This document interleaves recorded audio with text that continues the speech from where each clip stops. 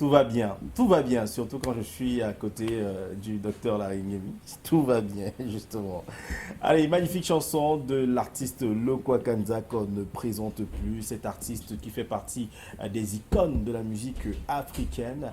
On a connu cette chanson qui justement revenait sur la faiblesse des uns et des autres, mais aussi la détermination des uns et des autres. Alors, ce matin, nous sommes en compagnie du docteur Larry Nguemi. D'ailleurs, vous le savez, pour ce qui est de cette émission, à la deuxième partie, quand il est 8 heures, il nous accompagne pour davantage nous édifier sur des cas de maladie, des cas de pathologie. Et comme je le disais justement à l'entame de cette émission, on parlera d'une pathologie dont j'ai jamais entendu parler. Ça s'appelle l'amygdalite. Voilà, quand on regardait les images tout à l'heure, on s'est rendu compte que certainement ça avait une relation avec l'hygiène dentaire et même certainement buccale. Bon, de toutes les façons, le docteur Larry Nguemi est déjà en notre compagnie et il nous en dira davantage. Moi, je ne vais pas être prétentieux pour prendre sur moi d'aller dire des choses que je ne maîtrise pas, surtout quand un spécialiste est en notre compagnie. Bonjour docteur. Bonjour Charles Fils, bonjour à tous ceux qui nous regardent ce matin. Donc, voilà. Alors ce matin, nous parlons donc de l'amygdalite. C'est quoi l'amygdalite, docteur? Voilà, c'est vrai que vous parliez tout à l'heure du buccal. Je voulais dire la gorge, en un seul mot pour que les gens comprennent. C'est la gorge. C'est une anomalie justement dont la gorge est beaucoup plus sujet. Donc il s'agit de quoi quand on parle de l'amygdalite? C'est une infection ou encore inflammation. Voilà, je voulais dire la gorge en un seul mot pour que les gens comprennent, mais les amygdales existent. C'est-à-dire à l'arrière là, vous voyez, merci pour la réalisation là. Amygdale. Voilà, justement, ça a la forme ovale, c'est deux, de chaque côté, justement au niveau du pharynx, justement. Merci. Vous l'appelez cela. Voilà, sous forme des œufs là. Ce sont ces deux boules là qu'on appelle les amygdales. Les amygdales. Voilà. Et on a la possibilité de voir ça. Alors, là. une fois qu'elle est inflammée ou encore infectée, on appelle amygdalite. Ok, ça devient dans la maladie à ce moment. Ça devient justement une pathologie.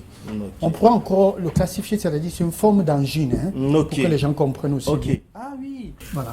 J'ai un petit frère qui m'a rendu visite l'autre jour et qui me disait qu'il a des soucis. Il ne parvient pas à boire de l'eau glacée, par exemple. Voilà. Il a bien mangé ce jour-là, mais on lui a servi un verre d'eau. Il a dit non, il ne veut pas de l'eau glacée parce que il a l'angine et c'est visiblement devenu très complexe pour lui.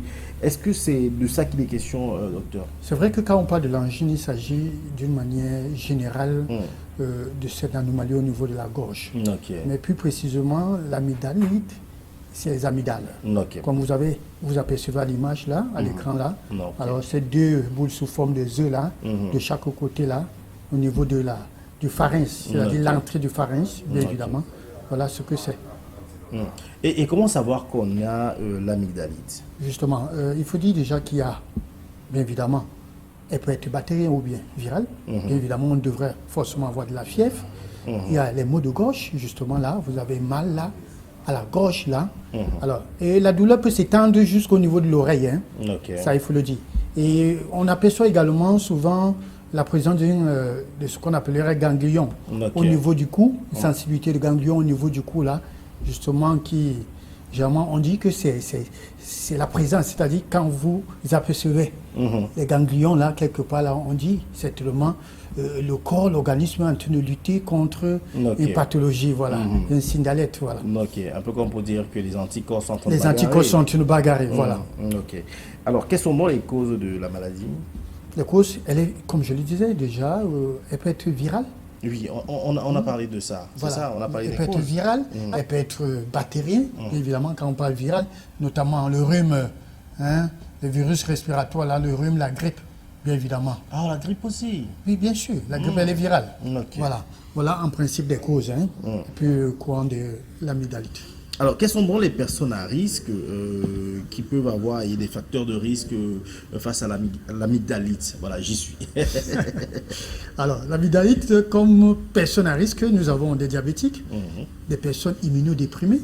Ça, depuis la semaine, nous ne cessons de parler des personnes immunodéprimées qui ont un système immunitaire affaibli, des personnes séro, des personnes qui suivent des traitements, c'est-à-dire anticancérigènes, alors notamment ceux qui font la chimiothérapie, bien évidemment.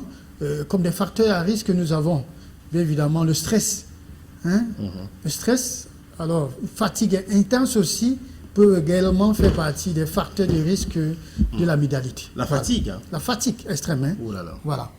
Alors, Et la malbouffe, la malnutrition, oh ça il là faut là, le dire ça aussi. revient tout le temps. Ça revient parce que justement, si vous alimentez très mal, vous aurez un système immunitaire affaibli. Ça il ok. faut le savoir. Alors, comment se pose le diagnostic de l'amygdalite? Voilà, justement pour éviter l'automédication, pour ne pas confondre certains diagnostics, alors il suffirait que le médecin vous demande d'ouvrir la bouche, alors, et de crier ou encore de dire Alors, quand vous le faites, lui, le médecin, on aperçoit justement l'amygdale, hein, les amygdales, puisque nous en avons deux, au fond de la gorge là, voilà. Parfois, elle peut être rouge, parfois, justement, elle peut être inflammée. Voilà, voilà le diagnostic, comment ça se pose. Waouh, waouh. Je sais pas, est-ce que j'ai déjà eu ça? Je me suis retrouvé une fois à Bamenda, justement. Et puis, je sais pas trop ce que j'avais pris. J'avais l'impression que ma gorge était... je parlais pas bien. Oui, donc quand je parlais, ça s'arrêtait là. Peut-être quand vous mangez, vous avez des difficultés ou bien des douleurs. Oui, j'avais quelques petites douleurs. D'ailleurs, je ne parvenais même pas à avaler. Voilà. Après, on m'a fait comprendre que soit c'était le froid de Bamenda, soit j'avais mangé quelque chose de chaud qui m'avait... Alors, donc je crois que je suis allé voir un médecin qui m'avait prescrit des anti-inflammatoires, quelque chose comme ça là. Voilà. Bon, je ne sais pas si c'était de l'automédication, mais il avait quand même évoqué un truc dans ce sens-là. Si vous avez rencontré le médecin déjà, vous avez rencontré un spécialiste, c'est que c'est Oui, lui qui bon, prescrit. il Vous parlait en avez fait anglais. ce qu'il y avait à faire. Il parlait en anglais, moi je parlais en français, donc je comprenais pas. De toutes les façons, il m'a dit, prends ça. Bon, il faut dire aussi que tout à l'heure, vous avez évoqué un point très important. Le froid également fait partie des facteurs. Hein. Ah, ok. Voilà. Oui, parce qu'il fait exagérément froid du côté de Bamenda. Ça, c'est important de le dire. Surtout si vous êtes déjà, justement, personne à risque. Je vous ai dit, avec un système immunitaire affaibli. Alors, l'excès de froid, c'est-à-dire trop de froid là également, peut justement être sujet d'une amygdalite. Ok. Alors, est-ce que l'amygdalite est contagieuse? Très bien, ça il faut le savoir. Ça, oui, là, franchement, parce qu'il faudra déjà le dire ce matin, pour ceux qui ont souvent eu des problèmes au niveau de la gauche, ou encore appelé angine, sachez très bien que vous devrez, je ne voudrais pas dire vous isoler, ça veut dire que vous devez respecter les mesures barrières. Wow. Ça, c'est important. De le dire. Les mesures Oui, barrières. vous devez avoir un cache-nez. Vous devez justement, pour non seulement protéger vos enfants qui sont à la maison, votre époux ou bien votre conjointe, ça c'est important de le dire. Respecter les mesures barrières, ça vous le savez, c'est laver les mains, ça c'est important de le dire. Voilà, autant de choses. C'est pour dire justement c'est contagieux. Voilà. C'est contagieux. Très, très. Et ça a des complications? Bien sûr, les complications pourront être ce qu'on appelle la fièvre rhumatismale. C'est-à-dire le rhumatisme, quand on parle de fièvre rhumatismale, c'est-à-dire ces douleurs-là, au niveau des articulations, ces courbatures-là. Alors, ça va plus loin, on pourrait justement avoir des lésions dans l'ensemble du corps, notamment le cœur. Ouh là là. Et à plus tard, vous pourrez avoir justement ce qu'on appelle les maladies cardiaques. Ça, il faut le savoir. Voilà.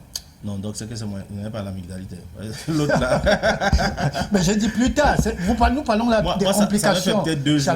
Nous parlons là des complications. Voilà. Oh là. Alors justement, il faut dire que les amygdalites peuvent également disparaître en quelques jours.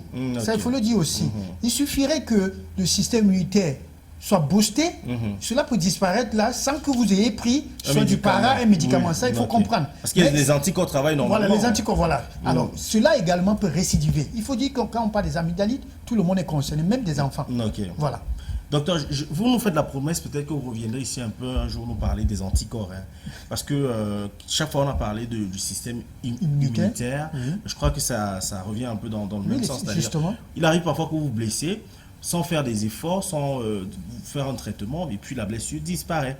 Je crois que ça doit faire partie des anticorps. En fait, ça, c'est la connaissance que j'ai. Non, ça fait partie des anticorps. Mais ce qu'il faut le rappeler, c'est qu'il faudra que vos anticorps soient vraiment assez forts. Voilà. Et cela passe par une hygiène de vie. Une hygiène de vie. Voilà, normal. Une bonne alimentation. Une bonne alimentation, voilà. Ok.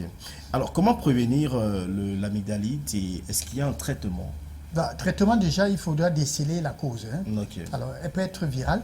Si elle est virale, déjà, sachez que si elle est virale, l'antibiotique ne combat pas. C'est-à-dire, là, ça ne marche pas. Okay. Mais si elle est bactérienne, justement, vous avez dit tout à l'heure, on vous a prescrit exactement l'antibiotique, un anti-inflammatoire. Mais ce que je voulais le rappeler, c'est que évitez l'automédication. Okay. Quand vous avez justement, je voulais dire d'une manière générale, ces problèmes au niveau de la gorge, surtout quand il s'agit des enfants, évitez de donner l'aspirine. Ok. Parce que l'aspirine, justement, pourra affecter justement le cerveau et pourquoi pas le foie. Ok. Voilà. Faites très attention. Il vaut mieux faire consulter l'enfant pour que le spécialiste, lui seul, soit à mesure justement de savoir qu'est-ce qu'il faut prescrire. C'est notamment les antibiotiques ou bien l'anti-inflammatoire, bien évidemment. Alors, maintenant, en ce qui concerne la prévention, ça je l'ai dit, oui. les mesures barrières. Ça c'est important. C'est ce qu'il y a lieu de faire. Se laver régulièrement les mains. Alors, quand vous voulez tousser ou bien éternuer, vous devez mettre la main ou encore avoir un masque. Ça c'est important. Pour vous qui êtes déjà malade, vraiment dans la maison, vous devez justement avoir votre masque. Ça c'est important. Et éviter, parce qu'il faut dire que tout ce que vous pourrez toucher, justement, pourrait être une porte également d'entrée pour tout le voisinage ou encore la famille. Bien évidemment, tous ceux qui devront toucher soit une brosse à dents, soit une serviette devront régulièrement se laver les mains. Voilà. Donc n'embrassez pas les gens n'importe comment. Ah ben voilà, ça c'est important. Si vous avez l'angine ou bien l'amygdalite, n'embrassez pas, les baisers sont interdits. Bon, voilà. C'est ça. Donc voilà, ce petit côté charnel là, voilà, vous sera prohibé. Alors on sort par un conseil, docteur. Voilà, justement le conseil c'est que, comme j'ai toujours dit, j'ai l'habitude de le dire d'ailleurs, l'automédication pourrait justement nous causer des dommages très graves. Pour ceux qui sont, je voulais dire, pour ceux qui s'y habituent à cela, évitez à chaque fois que vous avez des problèmes, que vous sentez, surtout il faut savoir écouter son corps. Ça c'est important. Pour ceux qui savent écouter le corps, quand ils ont même des petits céphalées, c'est-à-dire des moindres céphalées, mal dedans, l'otite, l'oreille qui fait mal, qu'est-ce qu'il faut faire? Il faut courir, aller consulter. Ça c'est très important. Et l'amygdalite passe justement par une bonne alimentation. Nous avons parlé tout à l'heure comme facteur l'alimentation, la malbouffe. Quand vous alimentez bien, vous avez un système immunitaire boosté. Parce qu'il faut dire que quand on parle du système immunitaire affaibli, de nos jours aujourd'hui, pour tous ceux qui ont contracté ce qu'on appelle la Covid, ont déjà un système immunitaire affaibli. Ça, vous devez le savoir. Donc vous également, vous êtes personne à risque. Voilà. Et vous parlez d'alimentation, quelle est donc l'alimentation appropriée? Appropriée, nous avons notamment des fruits, des fruits riches en antioxydants, notamment des fruits rouges, qui permettent justement de booster ce qu'on appelle les globules blancs. Voilà, nous avons le citron, nous avons le thym, il faut régulièrement prendre le thym justement quand vous avez des problèmes à gauche. Nous avons également le miel. Le miel, c'est très bien, on peut ajouter du miel au gingembre, mais si vous avez des problèmes gastriques, je ne vous conseille pas le ginger. Voilà, vous pouvez prendre du thym, avec du thym, ça c'est très bien. Vous pouvez prendre du fibre grasse. Fibre grasse. Voilà, du thym, vous pouvez prendre ce qu'on appelle basilic. Ça, les femmes en savent quelque chose. Basilic également ont des propriétés anti-inflammatoires. Nous avons le curcuma, ça également, on en trouve dans nos marchés. Ça également, vous pouvez prendre le matin une tasse de curcuma, une cuillère à soupe. Ça également, c'est très important. Voilà. Et les aliments à éviter. Et boire beaucoup d'eau. Boire beaucoup d'eau. Les aliments à éviter, justement, éviter tout ce qui est friture. Éviter tout ce qui est farine. Poulet frit. Voilà, farine. Plantain frit, pommes frites, patates frites, tout ce qui est friture. Éviter également la farine parce que là également est acide. Et vous savez que notre consommation est presque à 75% acide. Tout ce qui est acide favorise l'inflammation. Voilà. En prenant justement des légumes et des fruits, vous comprenez que vous allez baisser justement cette inflammation. Voilà. Merci docteur, merci d'être passé encore ce matin pour nous parler de cette autre pathologie et j'espère que vous à la maison vous avez été assez édifiés sur la question. Donc vous avez vu l'expression je ne la connaissais pas, mais la maladie on la connaît. C'est une maladie pourtant qui a pignon sur rue, donc forcément tout le monde a déjà certainement chopé cette maladie, bénigne ou pas, mais vous l'avez compris, elle peut avoir de véritables complications. Le numéro de téléphone du docteur pour l'avoir pour des conseils et non des consultations, c'est au 699 64 57 59, 675 92 47 91. Allez, on va prendre une autre transition et juste derrière, nous allons recevoir John Peter Anka pour les informations liées à la page sportive. A tout de suite.